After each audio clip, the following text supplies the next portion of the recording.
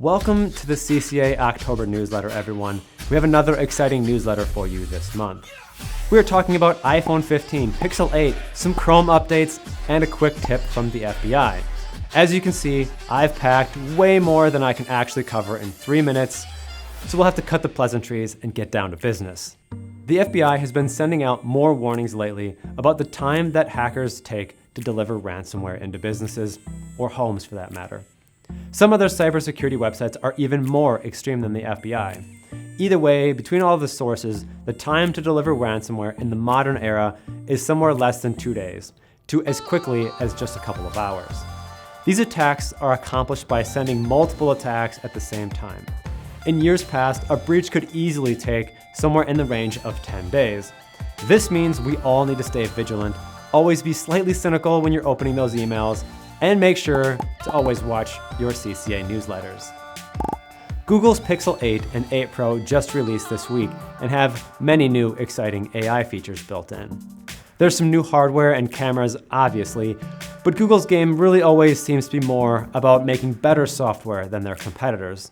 In a burst of photos, instead of now picking the best single photo, Pixel can now merge multiple together to find a photo that has everyone smiling and looking at the camera. That pesky background audio you get in your videos can now be erased completely with Audio Eraser to get a cleaner video than ever before. Night mode, which was previously only a photo feature, is now in video mode as well. There's better speech to text in the new phone as well. Again, it feels like another generation where the phone was already great, the cameras and software are just getting better. Google also promised 7 years of security and feature updates, which is pretty awesome too. So if you have an old phone and are looking for that 7-year phone in the Android ecosystem, this one might be for you. Google Chrome has a few new things too, in case you haven't noticed already.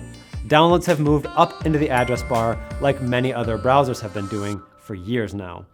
Instead of Google falling in line here and putting it in the address bar, I kind of expected them to hold strong and wait for the other browsers to follow them. But it probably makes more sense in the address bar though, and why they decided to just finally get in line. Chrome is now doing rapid security updates as well.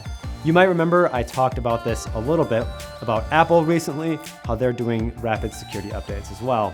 This is pretty much the exact same thing. Instead of waiting for the security patches to be included in the feature and bug updates, they're pushing them out as separate updates. Because of this, you'll likely see Update Chrome banner a lot more frequently in the upper Chrome bar. That's okay, this is normal, and make sure to do those.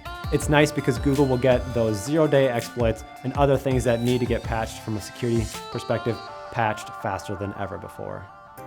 Finally, the new iPhone 15 and 15 Pro. You'll be excited to hear that this new generation is enough different, I don't even plan to talk about the cameras. Shocking, I know. The first one, albeit a big change, is very much something Android phones have been doing for many years now, and that is USB Type-C. This is great because now we can get rid of the lightning cables and use Type-C to charge all of our phones, tablets, and computers. Of course, old AirPods will still require that cable, but go buy yourself some new ones. Something to note for people needing data transfer from their phones using that USB cable though, the 15 regular version is still using the slower USB 2.0 technology, and the Pro is using USB 3. If you don't need to plug your phone in though to transfer photos and videos, and most of that's getting backed up to Google or Apple's cloud storage, probably doesn't really matter. The bezels are also smaller this year, making the viewing a little bit nicer. And now that frame that makes those thin bezels is made from a grade 5 titanium. It looks pretty nice material, but do note that if you get one of the colors, other than the natural titanium, it will show scratches if you run that without a case, because it's kind of a baked in color that gets mushed in there, and they're kind of scratchy. The silent button is also gone, and now in place is a fancy new action button that you can program to do just about anything. I think for me, I'll still program it to do the silencing because I've used that pretty much extensively for 3 or 4 years now. But it's a nice addition if you've always wanted that button to do something else.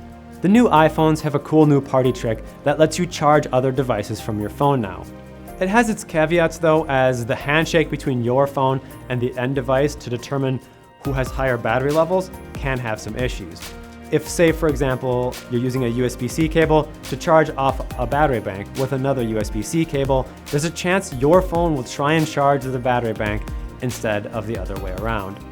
Using a USB-A cable seems to fix this, but imagine these kind of things will get figured out in software in the coming months. It's good though to finally get USB-C on an iPhone and look forward to seeing what's next from them. That's all for this month. Hope this has been helpful to you in some way, shape, or form, and we will see you back here next month for another exciting newsletter. Bye, everyone.